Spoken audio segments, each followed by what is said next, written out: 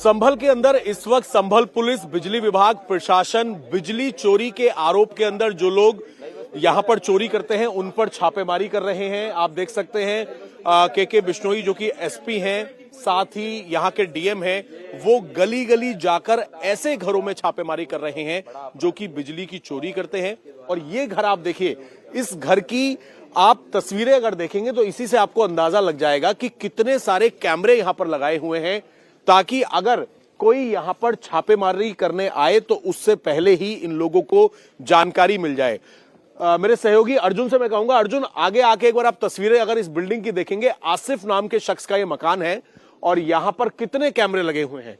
एक कैमरा वहां पर लगा हुआ है, इसी तरीके से आप दूसरी साइड आएंगे इस बिल्डिंग के तो यहां पर भी कैमरा लगाया हुआ है और बीच में ये जाने वाली गली है, लेकिन इस गली को कवर कर दिया गया है लेंटर डाल के, पूरी तरीके से सब कुछ अपने कंट्रोल में कर लिया गया है। और इतने कैमरे लगाए इसी वजह से लगाए हुए हैं क्योंकि इस घर के अंदर ना केवल बाहर के पोल से बिजली चोरी की जाती थी बल्कि दूसरे घरों को भी बिजली सप्लाई की जाती थी।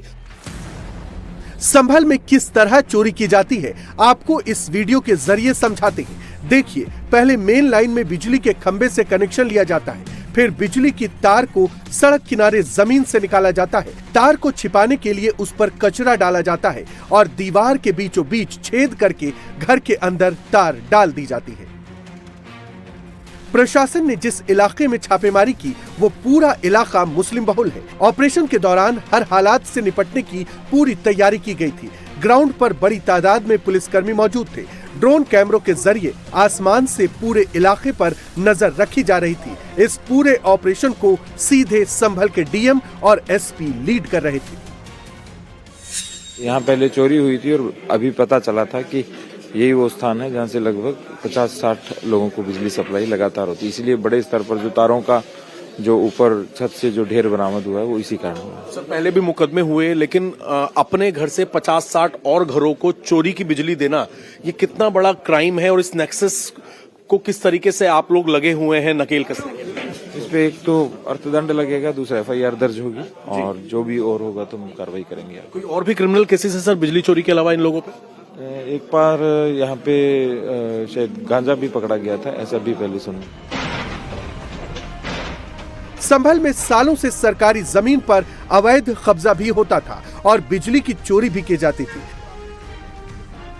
यूपी में कई सरकारें बदली लेकिन संभल के हालात नहीं बदले। लेकिन 2017 के बाद हालात सुधरने लगे हैं। अवैध कब्जे पर बुलडोजर भी चल रहा है और अपराध करने वालों पर शिकंजा भी कसा जा रहा है।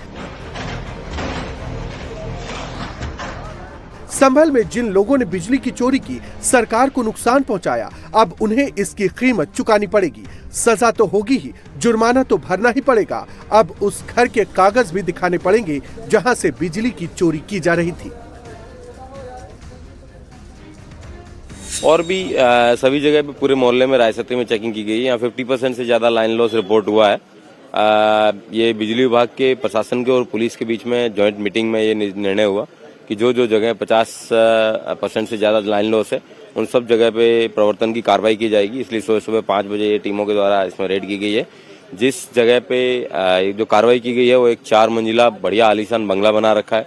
उस व्यक्ति हर कमरे में AC है, हर कमरे में हीटर है और उसके साथ साथ जितने भी अपना जो घर का कार्य है वो सब इलेक्ट्रिकल अप्लायंसेज पे ही करता है।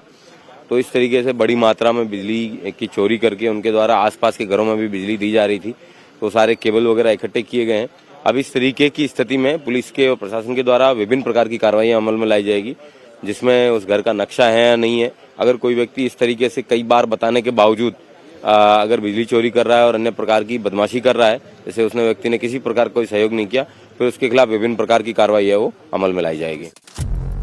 बिजली चोरों का ये नेक्सस बेहद शातिर तरीके से काम कर रहा था। कुछ घर ऐसे भी मिले जो कटिया वाली जगह से 100 से 150 मीटर दूर थे। इतनी दूरी से उन्हें चोरी की बिजली सप्लाई की जा रही थी। इस तरीके के तार जो हैं वो काट कर लाए गए हैं। ये बताइए कि अभी यहाँ पास के घर से जो आप लोगों ने तार काटा है, ये मस्जिद के ऊपर से तार आ रहा था क्या? ये मस्जिद के ऊपर से नहीं, मस्जिद के ऊपर को जा रहा था दूसरे मीटर से। इन्होंने दूसरे किराएदार को अपने मीटर से लाइट दे रखी है, वो जो गलत है। गलत तरीका है उसका। किराएदार का अलग होना चाहिए मीटर। हाँ, उसका अलग होना चाहिए। अच्छा, बिजली विभाग की तरफ से आप ये बताइए कि अगर एक शख्स ने, जिसका आपने काटा है, अगर उसने किसी अपने किराएदार को अपने घर से मीटर से तार दे रखा है, के अंदर है तो दे सकता है, उससे अलग दूसरे पोर्शन पे नहीं दे सकता वो। ये है। किसी और लोकेशन पे वो तार नहीं। नहीं और लोकेशन पे नहीं जा सकता तार। यहाँ क्या क्या गलत पाया आपने? मैंने देखा आप 2-3 जगह आप चढ़े, अभी यहाँ क्या क्या गलत? हाँ, तो वो जो मकान पे जा रही था तो उसे तार को काट के में लिया है ऊपर। प्रशासन संभल में कटियाबाजों के खिलाफ एक्शन ले रहा है। अवैध कनेक्शन सुबह से काटे जा रहे हैं। आरोपियों के खिलाफ एफआईआर की तैयारी की जा रही है, लेकिन कटियाबाजों का अपना तर्क है। वे तरह तरह के बहाने बना रहे हैं। किसी का कहना है कि उनके घर की छत गिर गई थी तो दूसरी जगह से कनेक्शन लिया, तो किसी का कहना है कि बिजली विभाग ने ही ये मीटर लगाए हैं जिन्हें अब काटा जा रहा है। इस घर से, ये एक मकान मालिक का घर है, और यहाँ से इन लोगों ने क्या किया कि इनका कोई छत गिर गई थी, तो इन लोगों ने तार जो है वो दूसरी तरफ, ये मस्जिद है यहाँ की, कौन सा इलाका पड़ता है ये? नवाबखेल।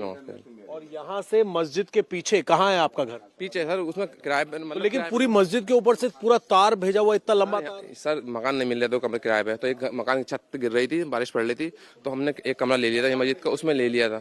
हमने गया सब बत्ती वालों से, क्या नाम है सर, मीटर लगवा दो, मीटर किराए पे लगता नहीं है, तो हमने यहाँ तार लेकर वहाँ लगा लिया था। वो चला रहा है वो, बस एक लाइट जलाती है और कुछ नहीं है कमरे का। यही तो कह रहा है बिजली विभाग की ये गलत है कि अगर आपको करना है तो आपको अप्लाई करना पड़ेगा। सर अप्लाई करा तो मना कर दिया, किराए पे मीटर नहीं लगता है, मना कर दिया हमसे।